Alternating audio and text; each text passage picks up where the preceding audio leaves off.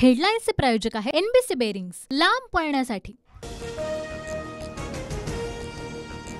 शिंदेंच्या शिवसेनेकडून ठाणे लोकसभेसाठी नरेश म्हस्केंना उमेदवारी। ठाकरे गटाचे राजन विचारे विरुद्ध नरेश म्हस्के अशी लढत होणार।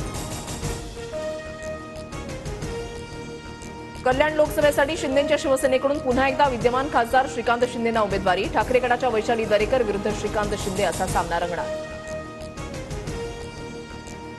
शरद पवारांना मी दैवत मानायचो, मात्र आता मी वेगळा मार्ग निवडला आहे। उपमुख्यमंत्री अजित पवारांचं वक्तव्य। दैवत्व देणारेच घात करतात। जितेंद्र आव्हाडांचा अजित पवारांवर घणाघात। तर दैवत कुणी बदलत नसतं, नमस्कार करणं सोडलं म्हणजे दैवत मानत नव्हते। अंबादास दानवेंची अजित पवारांवर टीका।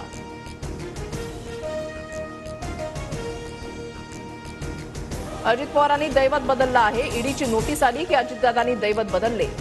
संजय राऊतांचा अजित पवारांवर हल्लाबोल।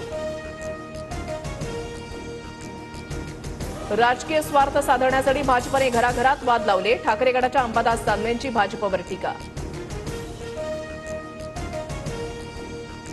17 वर्ष एकत्र काम केलं तेव्हा माझ्यातील गुण दिसले नाहीत का? सुप्रिया सुळेंचा सवाल। तर आमच्या डोक्यामध्ये प्रकाश पडायला 17 वर्ष लागली। अजित पवारांचं सुप्रिया सुळेंना उत्तर।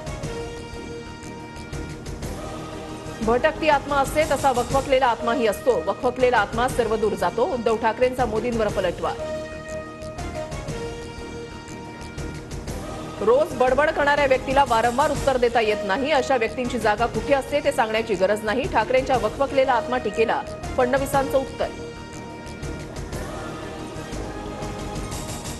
महाराष्ट्र राज्याच्या निर्मितीला 64 वर्ष पूर्ण। राज्यभरात महाराष्ट्र दिन उत्साहात साजरा। मुख्यमंत्री एकनाथ शिंदेंकडून हुतात्म्यांना अभिवादन। बेळगाव, कारवार, बिदरसह संयुक्त महाराष्ट्राचं स्वप्न अपूर्णच। सीमा भागामधील नागरिकांच्या लढ्याला महाराष्ट्राचा कायम पाठिंबा असेल, अजित पवारांचं वक्तव्य।